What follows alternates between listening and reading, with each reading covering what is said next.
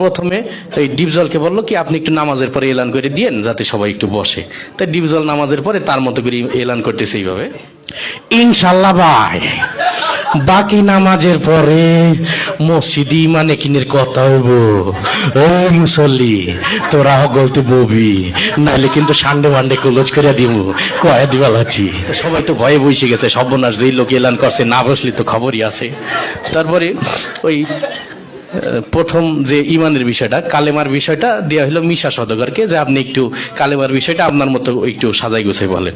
তাই মিশা সওদাগর কালেমার বিষয়টা বলতেছে এইভাবে, আমরা দু চোখে যা কিছু দেখি আর না দেখি সব আল্লাহ সৃষ্টি মাখলুক।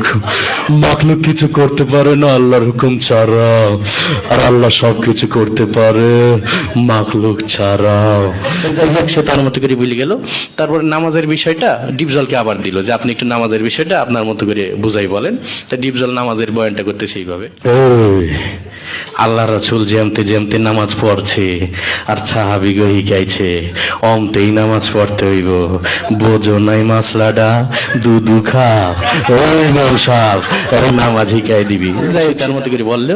তারপরে জিকিরের বিষয়টা দিয়ে হলো কাবিলাকে, যে আপনি একটু আপনার মতো করে কি জিকিরের বিষয়টা একটু বুঝাই বলেন।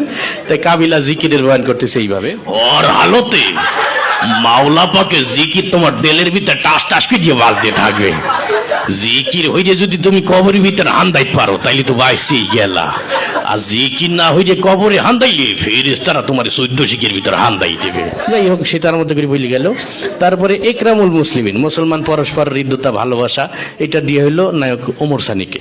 তো ওমর সানি তার মতো করে বুঝাই বলতেছে এইভাবে, একজন মুসলমান আরেকজন মুসলমানের দুঃখ কষ্ট ভাগাভাগি করে দেওয়ার নাম একরামুল মুসলিমিন। চৌধুরী সাহেব, আমরা গরিব হতে পারি, আপনার মতো বদদিন নই। আমি গত মাসেও 3 তিল্লা দিয়েছি। তার মতো করে বললো। এরপরে এই সহিনিয়ত, আমরা যা কিছু করবো একমাত্র আল্লাহকে রাজি খুশি করার জন্য করব, এটা দেওয়া হইলো নায়ক মান্নাকে। মরহুম মান্না এসে তার বয়ানটা করতেছে এইভাবে, আমরা যা কিছু করব পৃথিবীর কোন মানুষকে খুশি করার জন্য করব না, সবকিছু আল্লাহকে রাজি খুশি করার জন্য করব। যাই হোক সে তার মতো করে বলে গেল। এরপরে তাবলীগের বিষয়টা দেওয়া হলো নায়ক রুবেলকে। তাই নায়ক রুবেল তার মতো করে বলতেছে এইভাবে, আল্লাহর দিয়া জান, আল্লাহর দিয়া মাল, আল্লাহর দিয়া সময় নিয়ে আল্লাহর রাস্তায় বের হয়ে আল্লাহর দিয়া জান মাল সময়ের সঠিক মূল্যায়ন করতে হবে। আর জেনে রাখি শয়তান, তুই যদি আল্লাহর দিয়া জান, আল্লাহর দিয়া মাল, আল্লাহর দিয়া সময় সঠিক মূল্যায়ন না করিস তুই বেঈমান হয়ে মারা যাবি, বেঈমান হয়ে মারা যাবি। এই ছিল আর কি বিষয়টা। এর মধ্যে কি সমালোচনার কিছু আছে?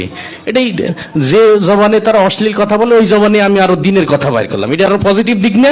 তো এটাই আর কি, একটু বিনোদন হইলো, সাথে আমরা যাদের কণ্ঠ থেকে অশ্লীল ডায়লগ শুনে অভ্যস্ত তাদের কণ্ঠ থেকে আমরা একটু সুস্থ মানে দিনের কিছু কথা শুনলাম, এটাই।